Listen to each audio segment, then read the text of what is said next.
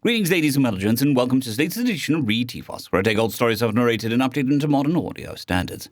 This particular story is called What Do You Mean It Goes Boom?, written by xviila. Captain Thraxus perused the ship's manifest one more time. There was a late entry to join the convoy to Sakria. Sakria was a remote world and had been having a pirate problem with merchant traffic attacked several times over the past 2 years. As the pirates had got more bold, the situation had become untenable, and the Galactic Federation had to finally do something about it. Thraxus was the captain of the light cruiser GFN Durrell, and he had been tasked to escort the merchant convoy from Dylola to Sakria as deterrence to the pirates. He did not relish the assignment to babysit a motley fleet of civilians, but as Gulfed captain, he went where he was ordered to. The final ship to join the convoy was the IMS Antelope, a human merchanter that had been berthing here at Dylola even before Thraxus had arrived. Apparently, it had had some difficulty in securing new cargo to take on board, and looking at the ship's specs, Thraxus could not blame anyone for not wanting to put their valuables on board this old rust bucket.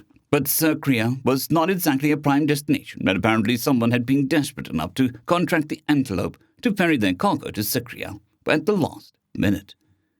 IMS Antelope was an independent merchant ship, owned and operated by Captain Nelle. Even her designation was thoroughly human. The humans had some of the most stringent licensing requirements to own and operate Starship-class drives, which basically put them out of reach of civilian individuals. So in turn, when the independent merchanters had banded together and founded the Independent Merchant Ship Company, which held the licenses for the Starship drives operated by their members with minimal interference from the company itself. Thraxus scoffed. But the humans were an upstart species. Perhaps it was for the best that not just anyone could get their hands on a potentially volatile technology that showed more responsibility of them than Thraxus had heard based on their reputation. The Antelope herself was almost 60 years old, and looking through her log, she had mostly been operating within near-human space. This was as far as she had ever been from home. Still, for all the tarnish on her hull, she had passed her latest spaceworthiness inspection only 6 months prior. She was one of the weirdest-looking ships Thraxus had ever seen. She was basically a lattice spine on which standard cargo containers were mounted like grapes on a vine. Front end had habitation and docking. The back end had its large engine, ending in a flat plate mounted on what looked like pillars. Curious. Thraxus studied her engine specifications. Her main engine was the type of engine Thraxus had never even heard of before, something the humans called Orion-type nuclear pulse thruster, and with her mass, impulse, and thrust, she would be by far the slowest ship in the convoy, only barely scraping over the acceptable lower limit. Her jump engine, likewise, was an antiquated Type 1, only barely able to do the jumps required for this route, but she was over the bar, so Thraxus had to grudgingly accept her to the convoy. Slightly annoyed, Thraxus sent the engine specifications to his astragator to have their course and time estimates recomped to match the Antelope's slow speed.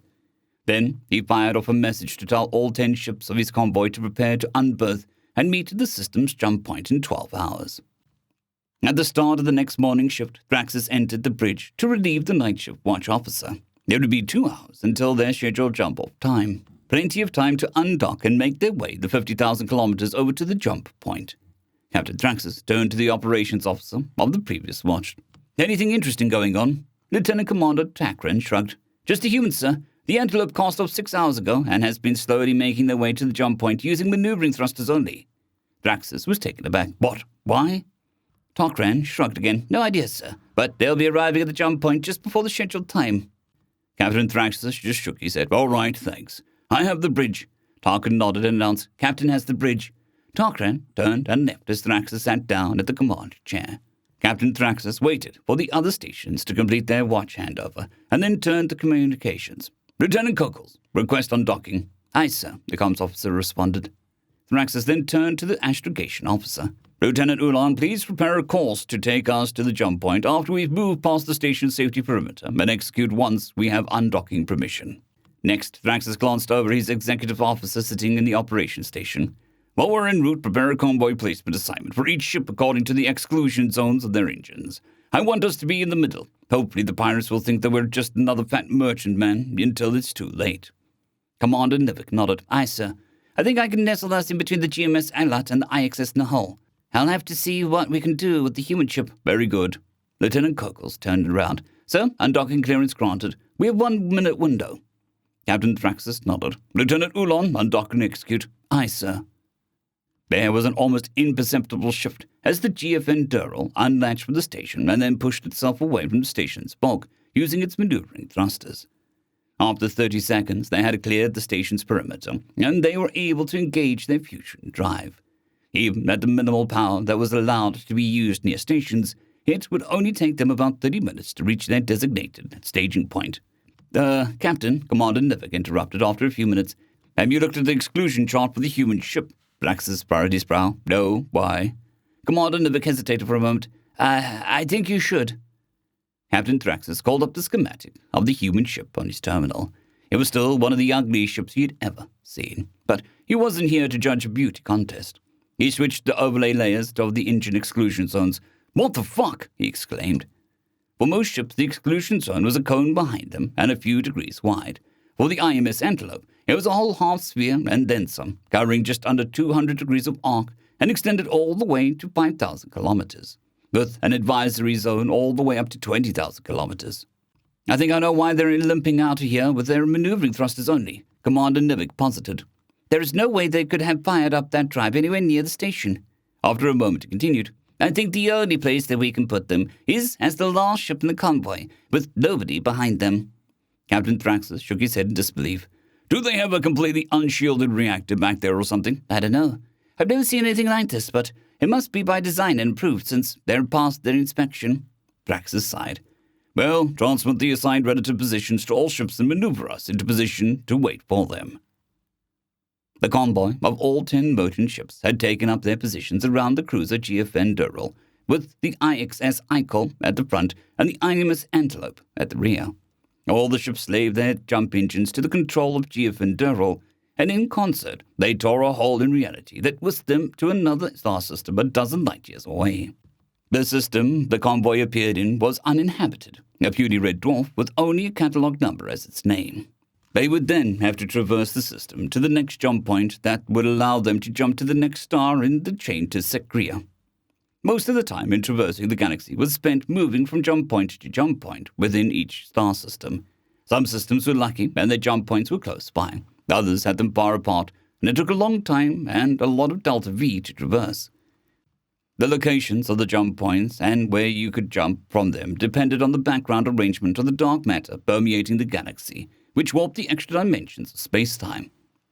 The convoy would have almost a week ahead of them to traverse to the next jump point in the system, and just over 2 months to reach Sekria. Captain Thraxus looked over the monitors and concluded that everything was in order. Lieutenant Ulon, protocols to the next jump point. The astrogator glanced over. Ready laden, Captain. Ready to execute on your command. Very good, Lieutenant, Thraxus acknowledged with pleasure. Signal the convoy to get underway and execute. 10 of the ships in the convoy each fired up their fusion torches, while various salts and the convoy started moving. But then behind the 11th ship, the IMS Antelope, something exploded with nuclear fury. Captain! Sensor Officer Barai shouted. The engine of the Antelope just exploded. What? The captain looked up. Just his luck that the human's rust bucket would have a catastrophic engine failure immediately upon firing up the lethal engines of theirs. Signal all stop! Just as soon as the fleet had started moving, the torches died down as each ship ceased accelerating. Thraxus hit transmit button on his terminal. This is Captain Thraxus of the GFN Durrell to IMS Antelope. Do you require assistance? Thraxus looked at the sensor scan on his screen as he waited for their reply. At least there didn't seem to be much debris. Hopefully the humans didn't have many casualties. A calm, slightly confused voice came over the speakers. This is the IMS Antelope. Negative on assistance. Why? What's the problem? Captain Thraxus looked at his sensor officer, who just spread his arms. Then back to the sensor display, which he finally hit transmit again. Durrell to Antelope, did you not just have a catastrophic engine failure? No. There was a sudden realization in the voice on the radio. Negative, Durrell. There was the detonation of a 50-kiloton nuclear propulsion charge. 50 kiloton propulsion? Your ship shits out nuclear bombs? Captain Thraxus immediately regretted his lapse in decorum, but the sheer insanity of the idea had caught him completely off guard. Affirmative, Durrell. Apologies for the confusion. The shaped nuclear charges are used to push against the drive plate at the back of the ship, which transfers the momentum imparted to the ship through the staged shock absorbers assembly.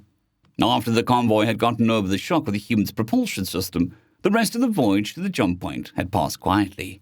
or as quietly as a fleet trailing a stream of nuclear explosions can go, as had the second and third jumps. When the convoy appeared in the fourth system en route, another nondescript nameless star, things rapidly went south. Before the convoy had a chance to start moving, a warhead detonated 500,000 kilometers away from the jump point. 3 prior cruisers brought up their EM suites and aimed their targeting radars at the merchant convoy. The pirates were well poised about to catch any merchants that chose to try to flee, with each pirate able to cover a large part of the possible trajectories.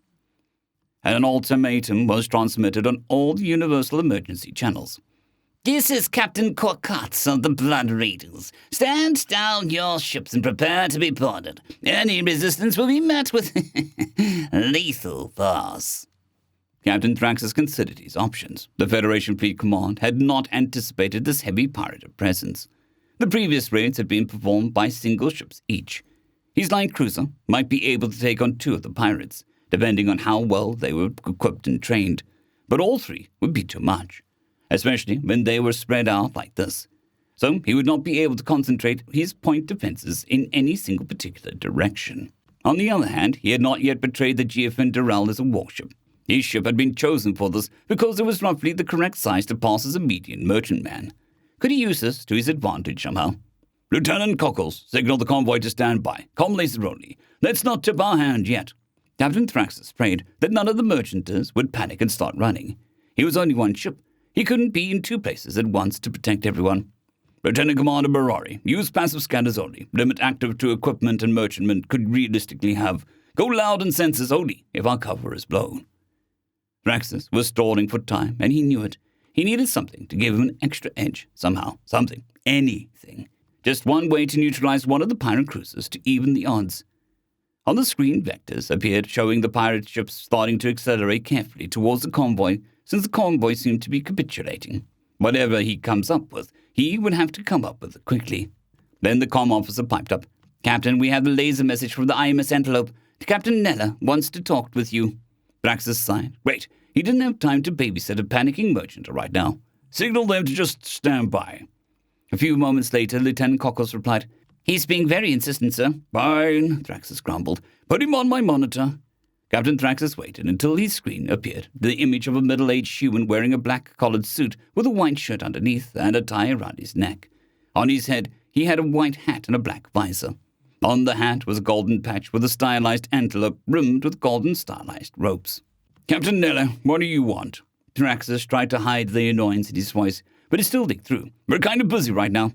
Captain Neller ignored his tone. "Captain Thraxus, I'm sorry to interrupt, but I have a suggestion. Am I correct to assume that 3 pirate ships are too many for you to handle?" Thraxus hesitated.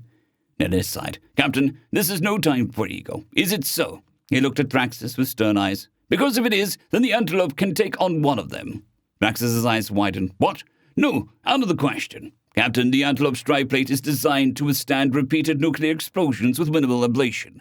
It is tougher than battleship hull. And I bet the pirates don't know that our ship shoots out nuclear bombs either, as you so eloquently put it." Neller glared at Thraxus. "I'm not planning to die today after a failed last stand. So, one more time, do you need help or not?" Thraxus glanced to the side. As much as he didn't want to admit it, he did need help. After an agonizingly long moment, he turned back to face another captain. "Yes, you're right. We can probably take on 2, but not all 3 of them." Neller nodded. "All right. So here's what I have in mind." The control room of the merchantman was Spartan compared to the bridge of a warship. Captain Robert Neller was standing next to the sensor/comm station, looking at the radar plot. His heart raced, as he'd hoped he wasn't about to do something completely stupid. He glanced around, and he knew that the rest of his crew felt the same, but they had to at least try. He breathed deep once, and then exhaled. "All right, Terry, jettison the cargo containers. Arcady, use the Azibon thrusters and let's make like a bat out of hell." The engineer, Terry Grove, hit buttons on a console, and a series of thumbs echoed throughout the ship.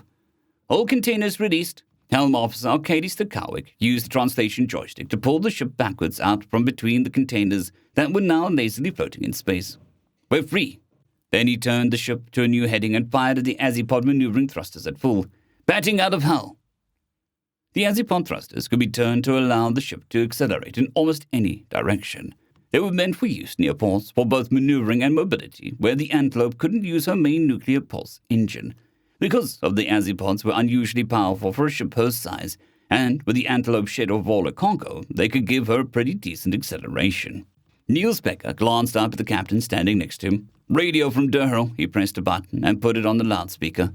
Captain Thrux's voice sounded frantic as he yelled at the Antelope, "Get back here, Antelope! Didn't you hear what they said?" Robert shook himself to get into character. Then he pressed the button on Niels' station and shouted back, "Fuck that shit! I'm getting the hell out of here! It's every man for themselves!" He took a second to steady himself again. "All right, Niels, let's see what pirate takes the bait. Katie, once we know who's chasing us, turn us so that our drive plates are pointed towards him. Make a good show trying to get away. We need to lure them out far enough." "Will do, Bob," Arcady acknowledged. "I'll give them a merry chase." "Now we just hope that they want us disabled and don't use missiles." Robert voiced everyone's concern. "Terry, how are your modifications coming along?" Without ever looking up from her consoles, Terry replied, "I've got the launcher patched. I've voided pretty much every warranty we have, but I managed to coax it to load 4 charges at once. With our biggest bombs, that'll give them the 2-megaton surprise." Robert nodded. "Very good." Terry continued, "The bombs turned out to be trickier. I should be able to get their altitude control software overridden, but they also have hardware safeties. I had to send Jonesy to physically bypass them, but that also means that he can snap a radio module on them while he's at it. So we'll be able to detonate these on command." Robert grinned. "Excellent. Great work. Let me know when Jonesy is done with the mods. Aye, just one last thing. Once we load up any bombs into the launcher, we won't be able to unload them anymore." "All right, keep the launcher in full manual then, and load only on my command for now." Niels interjected. "Contact 3 altering course to intercept. I've colored her pink on the radar plot." Robert glanced over at the helm. "Arcady, on it. On our new course, they'll reach our weapons range in 52 minutes. By that time, we'll have spent 84% of our move ring propellant." Terry winced. Robert noticed it. "What's wrong, Terry?" "Oh, I'm thinking of the next overhaul. The Azipods weren't meant to be used this hard for this long." "Good to see that you're still an optimist," Arcady commented, as Terry glowered at him. He added, "You think we're going to live long enough to service them?" Terry laughed, and the rest of the command crew chuckled. Their moment of mirth was, however, cut short when Niels announced a message from Contact 3. "Antelope, this is Captain Mischay of the Raider bathed in blood. Stand down immediately, or you will be fired upon. This is your only warning." After a moment of silence, Captain Niels said, "Let them eat static." It had been a tense half an hour as the Antelope had led the pirate raider away from the rest of the group. Once they were too far away for Bathed in Blood to turn back and help his pirate brethren, the GFN Durrell had broken off the convoy and raced to meet the other 2 pirates. With all the pieces in motion, it was now Captain Mischai's turn to make a choice. He had 3 choices: continue pressing the Antelope, turn back to attack the GFN Durrell, or turn away and run. If he turned to attack the GFN Durrell, he would arrive to the battle too late to help Red Mayhem and the Red Rising. If the 2 ships could not beat the Durrell, then he would face the Durrell on his own, and it might go any way, depending on how much damage Mayhem and Dread had inflicted on her. If, on the other hand, Mayhem and Dread managed to destroy Durrell, then he just let the Antelope escape for no reason. If he decided to run, then his chances depended on whether Mayhem and Dread could destroy or disable Durrell. Durrell was faster, so she would be able to catch up with the Bathed in Blood before he could slip out of the system at the next jump point. But if Mayhem and Dread did manage to destroy Durrell, his attempt to flee would not be looked upon kindly by the leader of the Raiders. So, no matter what happens, his only real option was to press on Antelope. If Mayhem and Dread won against Geoff and Durrell, then capturing the Antelope was the most useful thing he could do. If Mayhem and Dread lost to the Geoff and Durrell, then he was in no better or worse position than if he had turned away from the Antelope. He would still have to face Durrell just the same. He sent a message to Captain Cocax aboard the Red Mayhem with his plan of action to continue chasing the Antelope to make sure she wouldn't escape, and the rationale for taking this action. What he didn't mention was that if the Mayhem and Dread lost to Durrell, but damaged her enough for him to destroy her, well, then he would have just become the new leader of the Blood Raiders. The atmosphere was tense in the control room of the IMS Antelope. Minutes ticked by as the Raiders bathed in blood chased them. Several 100,000 kilometers away, the Geoff and Durrell and Raiders, Red Mayhem and Dread Rising were fast approaching each other. "Nuclear explosion," Niels announced suddenly. The raiders have started firing on Jiff and Durrell. I think Durrell's point defense got that warhead. It was just too far to cause any damage. Robert nodded in silence. They could do nothing more to help. That battle was now up to Captain Thraxus. 2 more, this time against Contact 2. Their point defense stopped them. Thraxus and Durrell had an advantage. They could fire their magazines empty if they had to without a consequence. For the pirates, every missile they shot was invaluable. For they couldn't just pull into a naval yard and resupply. But there were still 2 pirate ships, and if their magazines were full, then Durrell would be in serious trouble. No fire for a few moments. I think they were just probing each other at extreme missile range. Robert turned to Niels. How long until Bathed in Blood is in missile range, assuming their range is similar? Niels looked at the range plot. 2 minutes. Suddenly, there was a radiation alarm. Robert looked at Niels with a look of, "Are you sure?" all over his face. Niels looked at his instruments. That was 10,000 kilometers away and off to the side. I think it was a warning shot. Negligible radiation dose. Robert thought for a moment and weighed his options. We'll keep going. Hopefully they won't waste more missiles on us. The uneasy silence returned as more minutes ticked by, only occasionally broken as Niels reported events of the battle happening far away. The exchange of the fire increased as the combatants got closer. Chief Van Durrell was pressing on Contact 2, the Dread Rising, and closing the distance as fast as she could. Her point defenses were working at near saturation as the 2 pirates poured missile after missile upon her. But likewise, her missiles pushed the pirate crew aboard the Dread Rising to the limits as well. Hit, Niels exclaimed. Contact 2 is left behind debris. Everyone cheered. A hit was nice, but it wasn't the end of the battle. Nowhere near. Warships were compartmentalized to the maximum, and even a direct warhead hit only crippled them locally. Soon the flashes of missile warheads were joined with the invisible beams of anti-ship lasers as Giff and Durrell and Dread Rising reached energy weapon range. Both ships took hits on their hull. Warship armor had diamond threads woven into it, which were as close as you could get to thermal superconductivity. Each time a laser flashed across the panel, the weave would try to spread out the thermal load to try and keep the plating from vaporizing locally where it was hit, and hopefully the plate would be able to radiate the heat load away before another hit. But if any plate was saturated by heat, the entire plate would melt all at once. Niels was able to see thermal spikes in his IR scopes, but his instruments weren't powerful enough to resolve what effects those hits had. Neither were the instruments of the other merchanters, who were relaying their scanner data to the Antelope as well, which let Niels see the Bathed in Blood even though it was in the shadow of the drive plate. Otherwise, the plate would have been a blind spot for them, for no sensor could be mounted on it where it would be able to withstand the constant bombardment of nuclear fire it was under in normal operation. They could only guess how the battle was going. Both ships were streaming air and metal behind them. Both ships were hurt, but how badly was anyone's guess. Then their own trouble started. Terry frowned. I think we've just been shot by the Bathed in Blood with their lasers. I'm reading an increased thermal load on the drive plate, activating cooling systems. Robert swallowed. This was it for them. Here goes nothing then. Arcady, start jinking with the azipods to make sure that the drive plate remains between us. Let's make it look good and not give them too easy a target. I think we just had a near miss. The drive plate's heat load spiked again, but much less. I think only a halo of laser caught it this time. Robert nodded. Keep going. With the overpowered azipods being able to move them laterally in almost any direction, the cargoless Antelope was exceedingly difficult to target for the Bathed in Blood to hit compared to a warship. But every jink burned even more of their maneuvering propellant. They wouldn't be able to keep this up for too much longer. Direct hit on our plate, Terry announced once more. Vent all our airlocks. Let's make them think they hurt us. The Antelope shuddered as the airlocks blew out of the cloud of air around the ship. Too bad we didn't think of loading some junk in there beforehand, Niels commented. Robert grinned. Yeah, but this'll have to do. Terry, load up the 10-kiloton starter charge into the launcher. Next time they score a direct hit, fire it. Arcady, when it goes boom, put us into a spin. Hopefully they'll think that they've hit our engines and disabled us. Got it, Arcady acknowledged. Terry hit some buttons on the console. Charge loaded, Arcady. When I say stop, stop thrusting.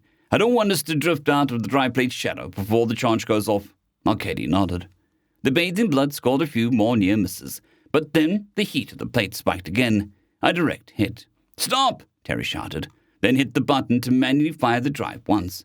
A few moments later, there was a brilliant flash visible to the Bathed in Blood, and the Antelope felt a surge of acceleration as the shock absorbers pushed their ship with the momentum of a nuclear explosion in front of them. Arcadia immediately used the Azipods to give their ship a good bit of spin, making it turn end over end. This was the moment when Robert bet them all in.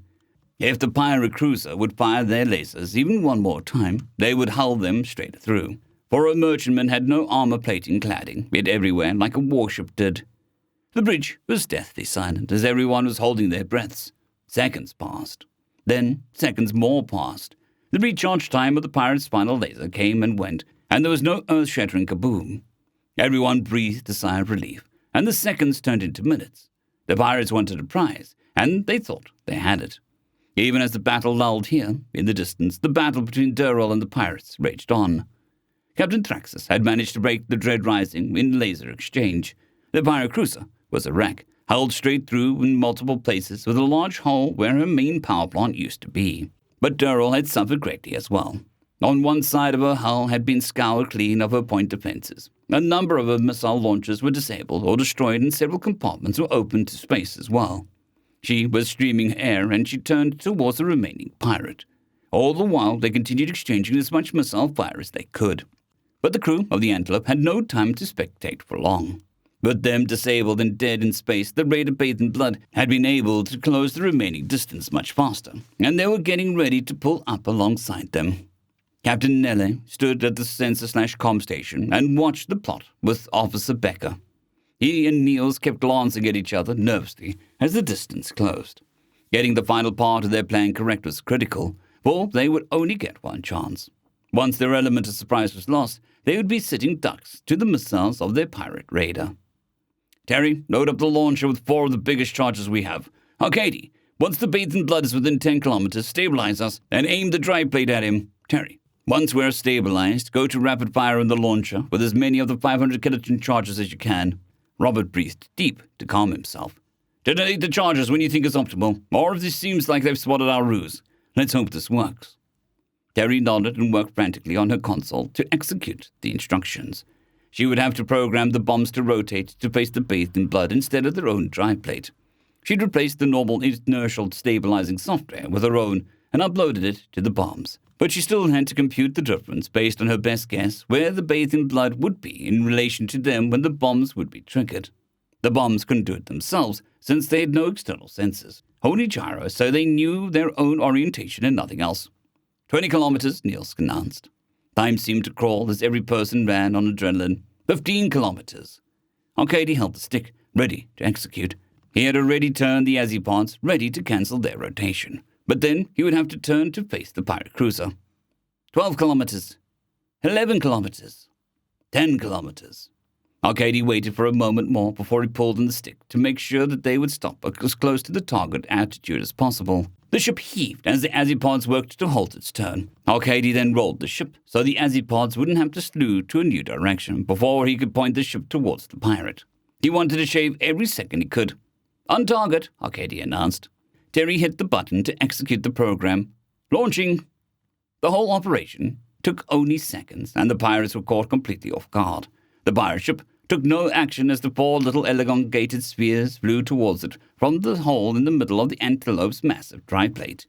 A few seconds later, another group of spheres flew out, and another. The pirate ship finally stopped their approach with their maneuvering thrusters and started to turn their spinal lasers to point at the not-so-disabled as they thought merchantmen to finish them off. Terry waited until the last moment possible before the first group of nukes would drift past their pirate and put the ship out of the cone of their shaped charges. Then she pressed the fire button. Firing! A dozen 500 kiloton nukes exploded in unison at point-blank range to the pirate cruiser. 6 megatons total of nuclear fury. But these weren't just nukes. They were shaped charges, with most of the blast directed forward through the heavy layer of tungsten that was turned into a vapor and shot as plasma towards the hapless pirates, whose hulls did not have the heavy reinforcement the Antelope's own dryplate did. At point-blank range, this barrage could have hulled a battleship. Then a few seconds later, another 2-megaton barrage exploded. Then another. Bathed in blood, finally finished turning to bring their spinal laser to the merchantman, but it did not stop. It continued to turn, its lasers remaining dark. A cloud of air and debris surrounded the hulk of the pirate ship. Then the 4th barrage of bombs hit their main power plant, and bathed in blood split in 2 as the reactor midship exploded. Sounds of debris rang all around the Antelope as the explosion pushed against its dry plate, pushing the ship harmlessly away from the destroyed hulk of the pirate cruiser. Holy fucking shit, Neil's mouthed as he looked at his sensor screen. Captain Robert Neller walked over to his chair and collapsed into it with tension of the adrenaline in his system disappeared. Everyone on the bridge deflated as if they had been balloons from which the air had been let out. Reload the drive with propulsion charges. Get us the fuck out of here, Robert breathed heavy with relief. Terry fired the last modified charges to clear the launcher. Her hand shook as she hovered over the fire button. She couldn't bring herself to press it. Not anymore. The pirate ship was already more than destroyed. She let the nukes drift away past the wreck as she adjusted the loading priority for the launcher and reset it to standard automatic operation. In a few seconds, the first 10-kiloton charge aimed at their own plate fired and pushed them away. Terry let the computer take over, and soon the Antelope picked up speed at a great rate, galloping away from the broken and hulled wreck of the pirate ship like her namesake. Empty of cargo, even the lightest charges accelerated her like she was an Olympic sprinter. The direction didn't matter, as long as it was away. They'd already forgotten the battle that had been going on elsewhere. 10 minutes later, the numb silence in the control room was broken by a radio call. GFN Durrell to IMS Antelope, Captain Neder. What is your status? The IMS Antelope joined back with the convoy. GFN Durrell pulled up alongside her, or what was left of the GFN Durrell. The battle with the pirate had taken a tremendous toll on the light cruiser. There was nary a square meter on her hull that wasn't scarred by battle damage. There was a large gash along one side, and even a hole clear through her. The other side was scoured clean of her hull, mounted weapons and sensors, and several compartments were open to space. Over a third of her crew were dead. It was a small miracle that she was still flying at all. But the pirate fleet had paid even more dearly. All 3 cruisers floated dead in space as wasted, hulled wrecks. Bathed in blood lay in twain with her spine broken. Dread Rising was missing an entire quarter of the ship where the power plant used to be. And Red Mayhem lay shattered in pieces after multiple missiles hit when Durrell had finally managed to overwhelm her point defenses. There were very few survivors from the pirate fleet, and even fewer who had wanted to be a survivor. Only 15 lifeboats had been launched from the hulks out of the total crew of the 120. The rest had perished in battle, or chosen to perish in the hulks. The survivors' pods would be picked up in due time to face justice for their actions. Captain Thraxus watched the human ship on his screen and saluted. The Antelope may have been old and tarnished. She may have looked odd and ugly, but right now Captain Thraxus was proud to have her and her crew in his fleet. She was no longer part of the convoy. She was one of its protectors, and it was thanks to her that they had triumphed today against insurmountable odds. End of story.